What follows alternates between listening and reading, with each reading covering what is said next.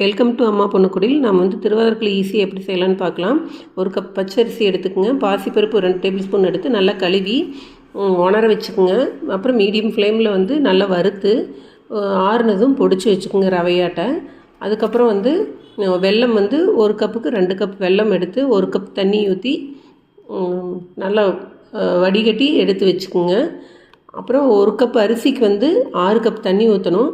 நான் இப்போ 4 கப் தண்ணி எடுத்து ஊற்றி அதுக்குள்ளே இந்த வெல்லத்தை வடித்து வச்ச வெல்லத்தையும் ஊற்றிக்கலாம். பால் 1 கப் ஊற்றிக்கலாம். அப்புறம் ஏலக்காய் 1 ஸ்பூன், ஒரு பிஞ்ச் சால்ட்டு, தேங்காய் துருவல் 2 டேபிள் ஸ்பூன் போட்டு நல்லா கலந்துக்குங்க. நல்லா கொதிக்க வைங்க. கொதிச்சதுக்கப்புறம் இந்த ரவையை அதுக்குள்ளே போட்டு நல்லா கட்டி இல்லாமல் விஸ்கு வச்சு நல்லா கிளறி விடுங்க. அப்புறம் கிளறினதுக்கப்புறம் ஒரு குக்கரில் தண்ணி ஊற்றி பாத்திரத்தில் இந்த கலவையை மாற்றி நம்ம 3 விசில் போட்டு இறக்கிடலாம். ஒரு கடாயில் நெய்யில் முந்திரி திராட்சை வறுத்து அதுக்குள்ளே சேர்த்து கலந்தால் திருவாதிரக்களி ரெடி.